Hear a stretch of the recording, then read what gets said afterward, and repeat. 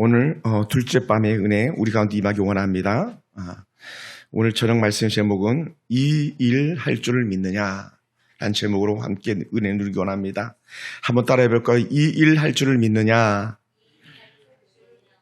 아멘. 한 아프리카에 예수를 믿고 회심한 사람이 있었습니다. 이 사람이 복음을 듣고 완전히 변화된 삶을 살아가는 중이었는데 어느 날 그가 한 학교를 이렇게 방문하게 되었답니다. 근데 그곳에서 열심히 바느질을 하는 학생들이 이렇게 보게 되었는데 아무것도 아닌 그냥 평범한 일상 속에서 그는 진리를 발견한 것처럼 기뻐했습니다.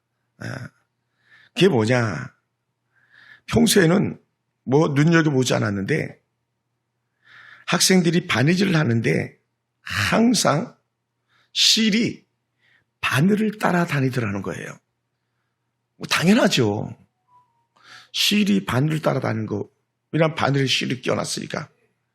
그때 그 사람은 그 당연한 것 통해서 뭘 깨달았냐면 오 주님, 당신은 나의 바늘이며 나는 당신의 실입니다.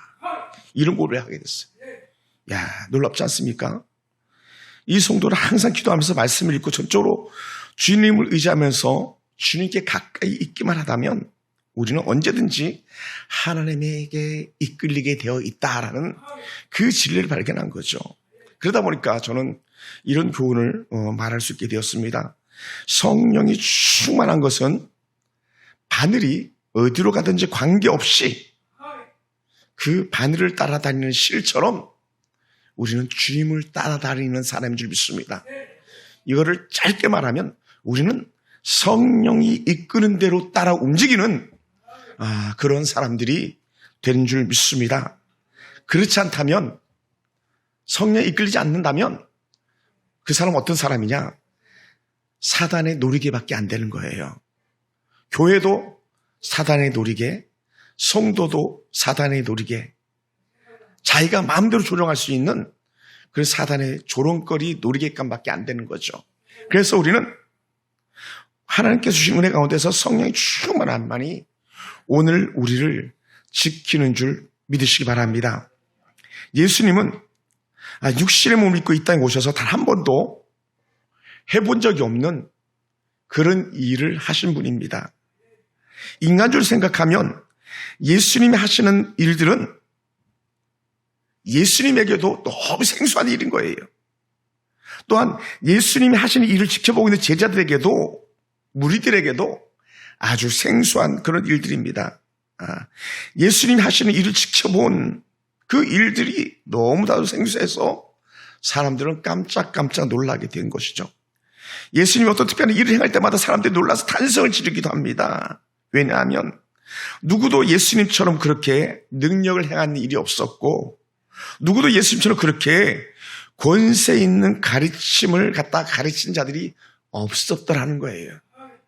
오고 가는 수많은 선지자들이 있었지만 주와 같은 자는 그 어디도 없었다는 거죠. 비슷한 사람들이 있었지만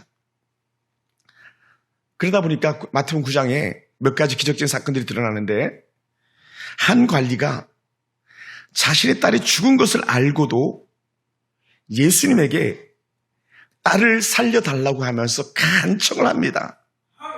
여러분, 죽은 딸을 무슨 수로 살려내겠어요? 이건요 아주 대단히 위험한 그런 발상이고 또 말도 안 되는, 우리가 성경을 알고 있기 때문에 우리에게 친근한 것이지 성경을 알지 못한다면 이건 말도 안 되는 그런 일인데도 불구하고 한 관리가 내 딸 살려주세요, 내 딸 살려주세요 이렇게 고백하고 있는 거예요. 또 같은 본문 바로 아래 10대 동안이나 피가 응고되지 않아가지고 혈루병 걸린 여인이 단순히 예수님의 겉옷자락을 만지기만 해도 나을 것이라고 믿고 예수님 뒤로 슬며시 가가지고, 물론 그건 힘겹게 가는 거예요. 힘겹게 가지고 예수님의 옷자락을 만지기 원했다는 것이죠. 이거요 무모한 거예요.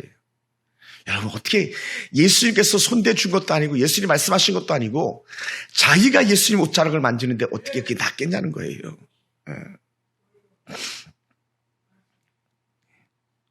이론적으로는 도무지 설명할 수 없는 그런 일인 거죠. 그런데 문제는 뭐냐?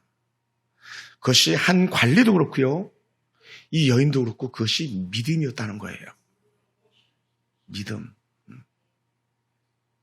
평생을 시각장애인으로 살던 사람이 갑자기 불쑥 나타나서 눈에 보이지도 않는 예수님을 갖다 불러대면서 예수님, 우리를 불쌍히 여겨 주시옵소서. 계속 이렇게 외치고 있는데 이 외침 자체는 사실은 무지막지한 외침인 거죠.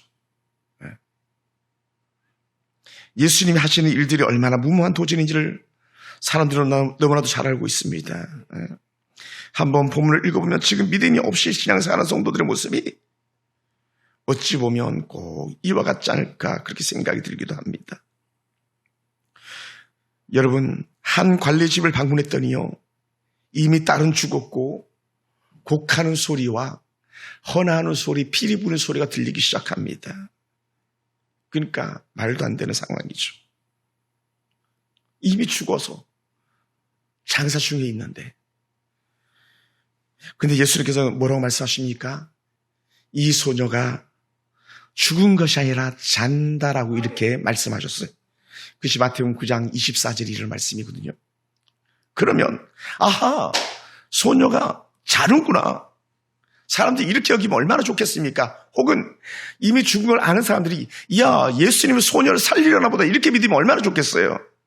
그런데요, 사실은 한 관원 외에는 누구도 그렇게 믿고 말하는 사람이 없을 거라는 거죠. 그럼 어떻게 말했겠는가? 성경을 보니까 이렇게 표현해요. 9장 24절에 주변에 둘러서 수많은 사람들이 보면서 그들이 비웃더라라는 거예요. 뭐라고요? 예수님을 비웃더라. 이렇게. 누가 그럴까요? 믿음이 없는 사람들이. 누가 그럴까요? 자기 생각으로만 사는 사람들이 그런 거예요. 미쳤어. 이 여름밤에 무슨 기도회를 하냐? 자기 생각으로 그렇게 여기는 사람들은요, 그들이 비웃더라의 한 사람일지도 몰라요. 어찌 보면 그렇습니다. 맞아요. 비웃는 것이 당연해요. 장사집에서 죽은 자를 향해 잔다고 하면 그건 완전 미친 거니까요. 지금까지 예수님 하신 일이 그렇습니다. 세상 기준으로 가지고 볼 때는요, 그건 완전히 미친 일이거든요. 여러분, 예수님의 옷자락을 만지고 그것도 고독자락을 만지기만 하면 내가 나을 거야라고 믿는 것, 그렇게 누가 말했다면 그 미친 거예요. 미친 거죠. 여러분은 어떻게 받아들이실지 모르겠지만 그 미친 겁니다. 오늘 여러분의 생각은 어떻습니까? 예수님이 하시는 일을 보고 무슨 말씀을 하실 수 있겠습니까? 제가 원고에 쓰지 않은 내용입니다만은 최근에 올해 들어서 특히 재정적인 어려움이 컸어요.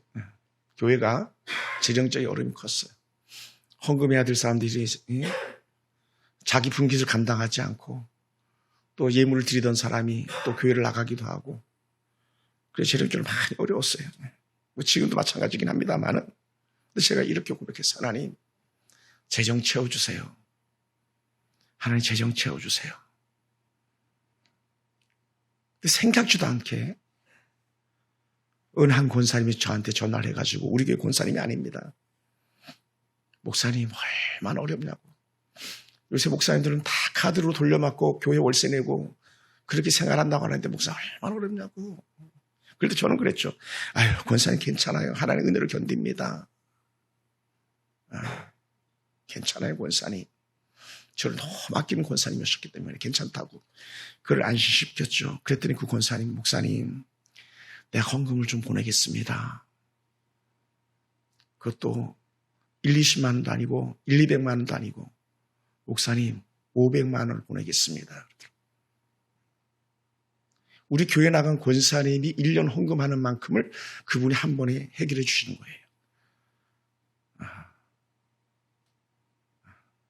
그분도 많이 하셨죠. 낙교에 나가신 권사님. 1년에 500에서 700만 원 헌금하셨으니까. 그러더니 소식이 없어요. 한 주가 지나도 권사님 내가 괜찮다 그러니까 괜찮은 줄로 여기셨나 보다 이렇게 하고 있는데 한 주가 지나고 2주가 지나는 중에 목사님 통장 한번 확인해 보세요. 문자가 왔더라고요. 그러더니 헌금이 무려 500만 원이 들어왔어요. 월세 309만 원을 내는 건요 결코 쉽지 않습니다. 차량 할부금 내고 이것저것 내고 교회 관리하고 안 먹던 밥 먹고 안 하던 행사하고 주일학교 아이들 돈 달라 그러고 쉽지 않습니다. 하나님께서 그렇게 넋두리 하듯 하나님 돈 주세요. 하나님 재정 채워주세요 했더니 그렇게 주시더라고요. 얼마나 제가 감사했는지 몰라요. 누가 이 어려운 시절에 자기 교회도 아닌데 500만 원을 헌금하겠습니까? 하나님께서 그렇게 일해 주시더라고요.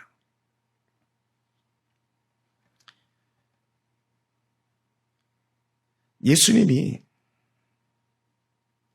하신 일을 어디서 들었는지 두 시각장애인이 길을 가는 예수님을 정신없이 따라옵니다. 그리고는 미친 듯이 예수님 부르고 소리 지르는 거예요. 다윗의 자손이여 우리를 불쌍히 여기소서. 다윗의 자손이여 우리를 불쌍히 여기소서. 마태복음 9장 27절에 그렇게 말씀하고 있어요. 아마 성경은 이들의 외침을 한 번밖에 기록 안 했지만 모르긴 해도 저처럼 하나님 살려주세요. 하나님 도와주세요. 하나님 우리 교회 버리지 마세요. 주문을 외우듯이 계속적으로 그렇게 기도하면서 때로는 길을 가면서도 울면서 제가 그렇게 기도를 했어요. 어제 저녁에도 집에 가면서 혼자 길을 가는데 울면서 기도가 나오더라고요. 이 장애인이 그러지 않았겠습니까? 다윗의 자손이여 우리를 불쌍히 여기소서. 정말 이 사람들은요 불쌍한 사람들인 거죠.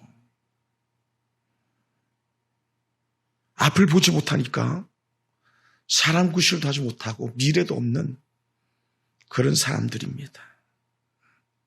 당연히 앞날은 기대조차도 할 수 없는 그런 삶입니다. 제가 청년 때 실로암 메인 소망원이라고 하는 경기도 포천 이동에 있는 낭유리에 소망원을 제가 이렇게 잠깐 섬겼던 적이 있었고 전도사가 된 이후에도 제가 우리 성도들을 모시고 가서 식사 대접도 하고 했던 그런 실로암 메인 소망원이 있는데 가보면요 정말 슬픕니다. 앞을 보지 못하는 그 시각장애인들 볼 때에 거기서 평생을 보내야 되는 그런 인생들인 거예요.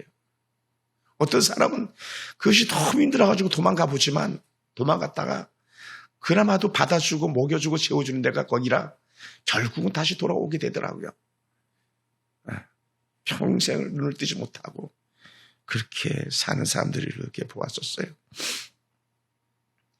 그러면 우리가 생각할 때 예수님은 이 두 시각장애인이 그렇게 외치면 길을 가면서 계속 따라오면서 외치면 좀 길에서 멈춰서 가지고 누가 저렇게 소리치나 살펴보기라도 하고 말을 섞기라도 해야 되는데 예수님은요 길에 멈추지도 않으시고 그들의 말에 대꾸조차도 하지 않으시는 어찌 보면 아주 냉정한 거예요. 냉정한 거예요. 누구에게? 이 두 사람에게 있어서만은. 그러면 이 시각장애인들은 사실 거기서 끝내야 되는 거예요. 예수님조차도 우리를 알아주지 않는구나. 예수님조차도 우리를 무시하는구나. 어떻게 예수님이 저렇게 무관심하고 무반응을 보일 수가 있을까? 그렇게 여기는 것이 일반적인 그런 사람들의 마음일 거예요. 예수님이 저의 문제나 여러분의 문제에 좀 멈추셔가지고 태수가 뭐가 힘드니? 궁형아 형아 너 뭐가 힘드니? 좀 물어봐 주시고 상담해 주시고 위로해 주시고 나타나 주시면 얼마나 좋겠어요. 그런데 예수님은 귀를 꽉 막고 눈을 감으시고 듣지도 보지도 않으시는 것처럼 보일 때에 오늘 우리가 가지고 있는 낙심, 상심은 얼마나 크겠습니까? 아무도 알아주지 않는 그런 모습 속에 사는 사람들이 얼마나 답답하고 안타까운 심정이겠습니까? 우리가 기도할 때에 하나님의 반응이 얼마나 늦습니까? 누구처럼 하나님 어디 계십니까? 소리치고 불러보지만 애타게 가슴을 찢으면서 통곡해보지만 하나님은 어디도 계시지 않은 것처럼 아무런 징조조차도 나타나지 않을 때에 그 마음이 얼마나 애가 타겠고 실망스럽겠습니까? 근데 마침 예수님이 길을 가다가 한 집으로 들어가시는 거예요. 집으로. 이때 일반적으로 한 2가지 정도 반응을 보일 수 있는데 이 시각장애인들은 이제 한 집으로 들어갔으니 더 이상 소리칠 필요도 없다. 우리에겐 관심 없다. 탄식하면서 돌아가는 방법밖에 없을 수도 있어요. 그리고 이전에 살던 방식대로 그냥 눈 뜨지 못한 그 모습으로 살아가는 방법이 있고 또 다른 방법은 그 집으로 뛰쳐들어가가지고 다시 계속 애타게 예수님을 찾는 그러한 한 방법이 있는 것이죠. 근데 오늘 이 시각장애인들은요, 길을 어렵게 찾아가면서 예수님을 만나는 것보다 이제는 도망갈 데도 없고 피할 데도 없는 그 한 집에 들어갔을 때에 예수를 만나기가 훨씬 더 쉽다고 여긴 것처럼 그 집에 들어가서 다시 예수님에게 청을 하기 시작하는 거예요. 할렐루야. 예수님이 계신 집으로 이 시각장애인자들이 들어갔고 예수님이 이들의 초라한 모습과 이들의 간절한 마음을 보실 수밖에 없는 그런 상황이 되고 말았습니다. 예수님이 그들을 봤을 때 어떤 마음이 들었을까? 가만히 묵상해 봅니다. 인간의 죄로 인해서 들어온 이 연약함을 누구보다 더 잘 아시는 주님이라는 거예요. 여러분, 하나님이 아담과 하와를 만들 땐 가장 좋은 모습을 만들었던 거예요. 하나님이 사람을 창조할 땐 가장 좋은 모습을 창조했지, 이렇게 시각장애인, 우리처럼 정말 그 소아마비 장애인 이렇게 만드신 게 아니거든요. 왜 그랬는가? 죄가 들어온 거 아닙니까? 죄가 들어와서 그런 거예요. 인간에게 죄가 들어왔어. 그러니 죄로 인해서 이렇게 파괴된 그런 창조 질서가 깨진 모습을 보면서 예수님은 많이 마음 아파하셨을 것입니다.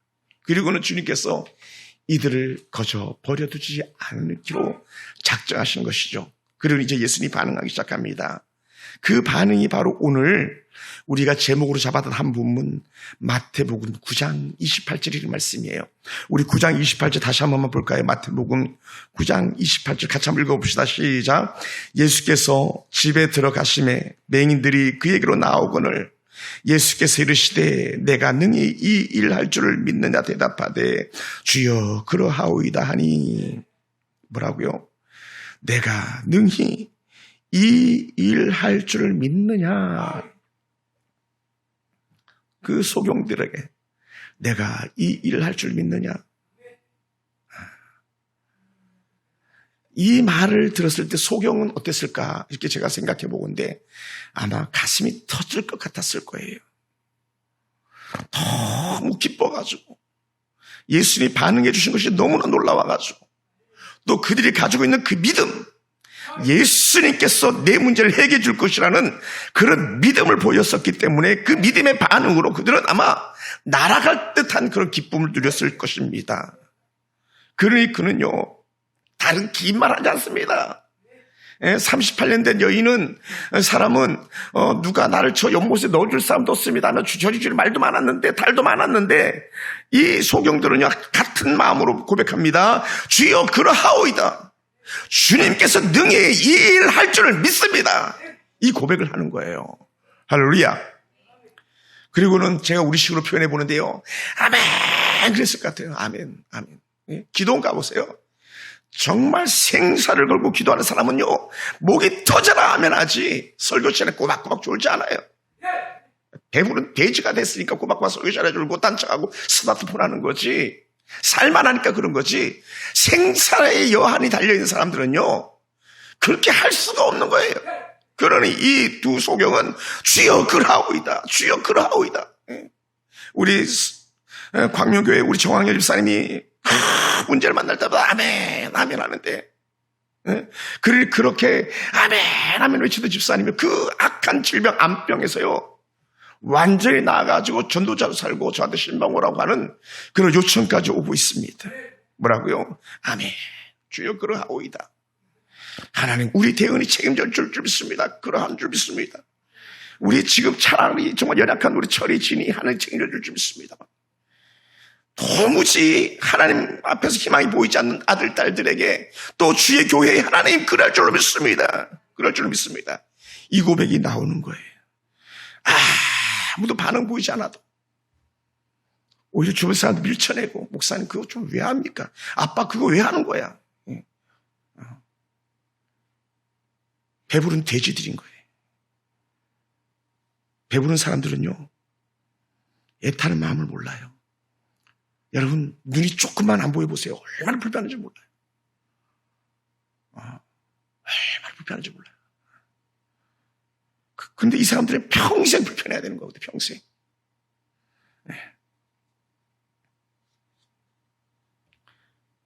그럼 왜 예수님께서 길에서 계속 그렇게 반응하지 않았는가? 왜 그들의 외침소리를 알고 계시면서도 불구하고 들은 척도 하지 않으셨는가? 길에서 걸음을 멈추지 않으셨는가? 그것은요, 예수님이 이 말씀을 하심과 그들의 이것을 드러내기 위함인데, 그것은 뭡니까? 너희 믿음대로 되라 이거예요.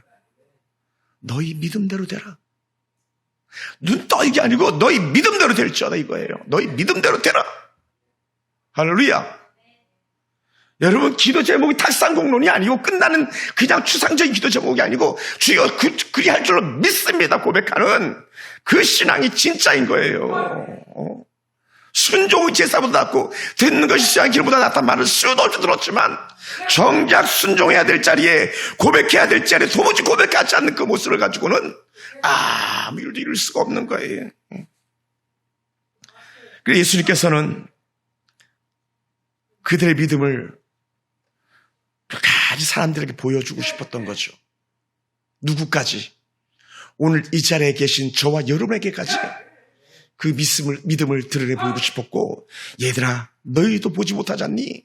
너희도 문제가 있지 않니? 너희도 나를 찾아야 되지 않겠니? 너희도 포기하지 않고 나를 찾아야 되지 않겠니라고 하는 간절한 그 믿음을 주께서 오늘 우리에게 보이고 계신 줄 믿습니다. 그러므로 사랑하는 성도 여러분, 믿음이 있어야 합니다. 한번 따라해보세요. 믿음이 있어야 된다. 믿음이 있어야 된다. 믿음이 있어야 된다. 소경의 외침은요, 믿음에서 출발하는 거예요. 예수님이 나를 낫게 할 거야. 예수님이 내 눈을 뜨게 할 거야. 예수님이 내 딸을 낫게 할 거야. 예수님이 우리 아들, 딸들의 길을 열어줄 거야. 이 믿음에서 출발하는 거예요. 믿음이 없으면요, 그냥 계산하는 거예요. 아유, 죽었네. 끝났네. 장사 지내러 가자. 이렇게 나와야 되고요. 믿음으로 말하는 사람 앞에서도 비웃는 거예요. 비웃는 거, 여러분. 얼마나 믿음의 사람들이 비웃음 속에 살아갑니까? 미쳤어요. 그 예수님을 보면서 사람들이 비웃는 게 미쳤어 그런 거예요. 말도 안 돼 이렇게 되는 거예요. 사랑하는 성도 여러분, 사실 믿음은요 말도 안 되는 거예요. 믿음은 말도 안 되는 거죠. 믿음은요 이성으로 되는 게 아니에요. 그러므로 소경이 외치는 순간에 하나님은 그들에게 성령으로 인도해 주셨고, 문제 앞에서 끝까지 포기하지 않는 믿음을 갖다가 사람들 앞에 나타내 보이셨고, 주님께서 보시기까지도 그렇게 나타내 보였는 줄 믿습니다. 그러므로 사랑하는 성도 여러분, 우리가 가지고 있는 기도 제목들 하나하나를 갖다가 오늘 이 소경이 외친 것 같이 외침의 은혜가 있기 원합니다. 우리가 가지고 있는 기도 제목 하나하나가 소경이 마지막까지 포기하지 않는 그 믿음의 외침처럼 오늘 우리가 낸 기도 제목들이 아버지 앞에 그렇게 연락되어지길 주님을 축원합니다. 사랑하는 성도 여러분, 우리가 기도 제목을 가지고 부르짖는 그 자리에 예수님 머무는 그 집으로 들어가는 자리인 줄 믿습니다. 우리가 기도 없이 그리스도인으로 살려고 하는 것은요, 호흡 없이 생명이 붙어 있기를 바라는 그 마음이라는 거예요. 목사님 살고 싶어요.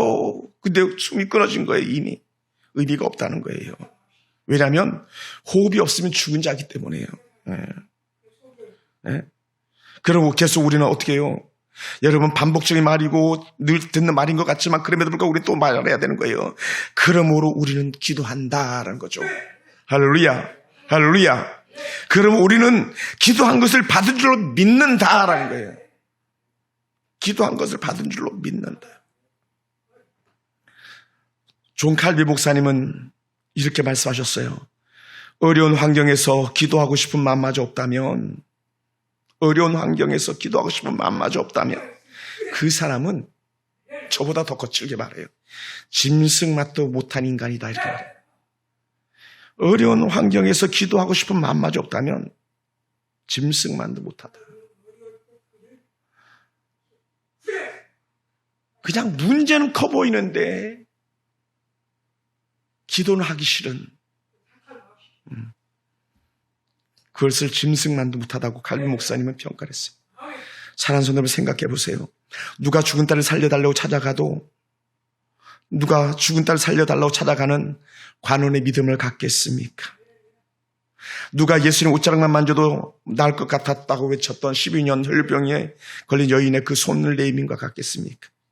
누가 길에서 포기하지 않고 끝까지 예수님을 따라가며 살려달라고 외치는 그러한 소경의 믿음을 갖겠습니까? 저는 오늘 여러분이 그렇게 되기 원합니다. 한 핵심자가 가지고 있는 지혜처럼 우리도 바늘이 가는 곳에 실이 따르듯 우리의 모든 생각, 우리의 모든 계산 다 내려놓고 예수님이 이루실 것만을 기대하면서 그를 따라간다. 그것이 오늘 우리들의 모습이 되길 원합니다. 그러면 사랑하는 성도 여러분, 오늘이 벌써 두 번째입니다. 여러분이 어떤 상황에 놓일지 모르겠습니다만 믿음으로 10번의 기도자를 지켜보는 은혜가 있기 원합니다. 할렐루야. 믿음으로 은혜 자리를 지켜보는 그 모습이 우리 가운데 있기 원합니다. 사랑하는 성도 여러분, 우리는 남들이 기도하거나 말거나 그냥 내가 기도하면 되는 거예요. 할렐루야. 따라해보시죠. 주변을 의식하지 말자. 김집사, 이집사, 박집사 안 왔네. 이권사, 김권사, 박권사 안 왔네. 거기에 의식하지 말고 그냥 내가 기도하는 거예요. 여러분, 저는 얼마나 낙심되겠습니까?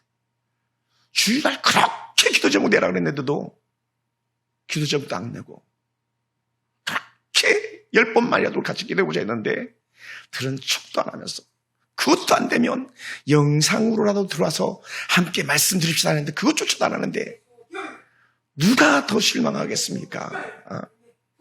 그런데도 저는요, 꿋꿋이 이 길 갈 거예요. 할렐루야. 오늘 종일 계속 다짐했던 게 그거예요. 하나님, 나는 그냥 이 길 가겠습니다. 누가 뭐라 그러지 않아도 나는 그냥 이 길 가겠습니다. 주님 가시는 길 가겠습니다. 우리는 그러므로 남들이 믿거나 말거나 믿음으로 사는 사람들이 되길 주님 축원합니다. 응답이 더디다고 불평하는 사람이 아니라 응답을 지연시키시는 하나님의 깊은 뜻을 헤아릴 수 있는 그런 사람들이 되길 원합니다. 우리의 아픔 때문에 우리보다 더 아파하는 아버지 하나님의 마음을 헤아리면서 우리 끝까지 포기하지 않게 되길 원합니다. 사랑하는 성도 여러분, 10번의 기도, 10번의 응답이 오늘 무엇으로 역사하실지 기대하면서 우리 함께 승리를 손펴면서 나아가길 원합니다. 한여름밤의 미라클, 내가 능히 이 일 할 줄을 믿느냐. 한번 따라해볼까요? 내가 능히 이 일을 할 줄 믿느냐. 단 1초도 지체하지 말고 주여 그러하오이다라고 답할 수 있는 그런 저와 여러분이 되길 원합니다. 우리가 기도 제목을 가슴에 품고 기도할 때 하나님은 여전히 살아서 역사하시고 우리를 살피시는 줄 믿습니다. 기도하겠습니다.